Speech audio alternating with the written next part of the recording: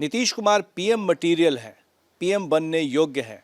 सबसे स्वच्छ छवि नीतीश कुमार की है पूरे देश भर में, इसलिए उन्हें पीएम पद के उम्मीदवार के तौर पर सामने लाना चाहिए। ये हम नहीं कह रहे, बल्कि जेडीयू के कार्यकर्ता से लेकर विधायक और मंत्री तक कह रहे थे।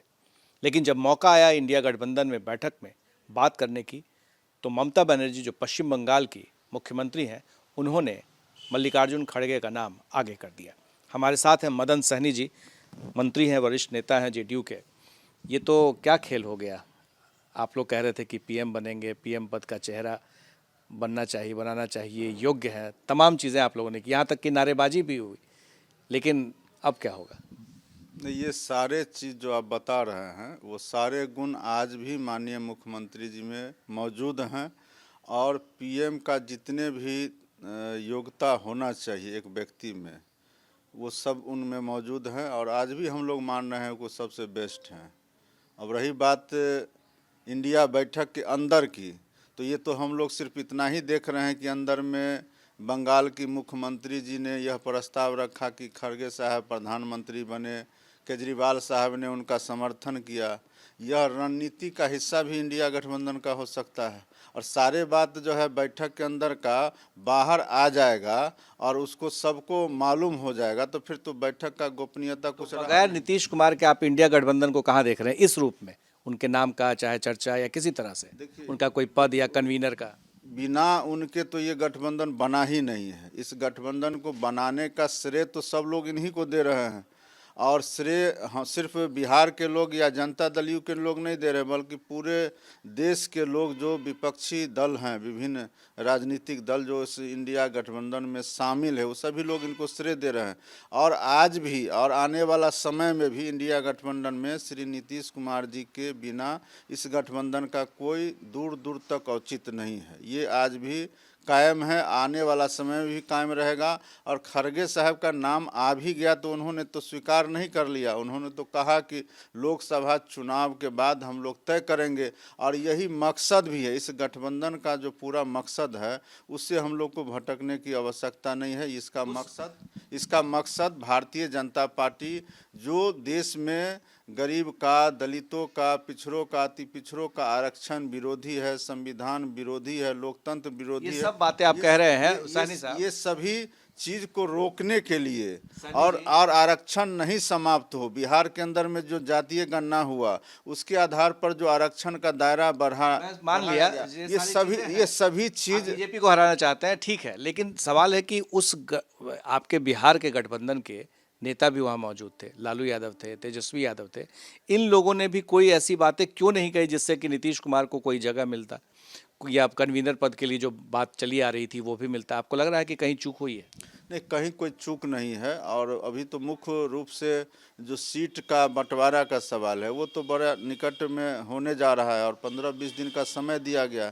टिकट का बंटवारा हो जाए फिर हम लोग जो है जो मकसद है उसमें हम लोग कामयाब होंगे। इंडिया गठबंधन को आपके नेता गठबंधन को भारतीय जनता पार्टी अगर इसको हल्के में ले रही है तो वो गफलत में है। और जो इंडिया शाइनिंग और फील गुड वाला जो देश के अंदर में हुआ था और जिसका परिणाम भारतीय जनता पार्टी भोग चुकी है वो उसको दोहराने जा रही है। लेकिन सवाल ये उठता है कि आपको लगता है कि लालू यादव को, तेजस्वी यादव को वहाँ पर अपनी बातें रखनी चाहिए थी नीतीश को, क्योंकि वो खुल करके बाहर कहते रहे हैं कि हाँ वो पीएम योग्य हैं, लेकिन अंदर में तो ऐसी बातें क्यों नहीं कह रहे थे? अब ममता जी अगर इस बात को रख दी, उसके बाद जो है केजरीवाल साहब ने समर्थन कर दिया, फिर ये कोई तीसरे आदमी का नाम ले, कोई चौथा आदमी, ये तो मीटिंग का कोई औचित्य नहीं रह जाता।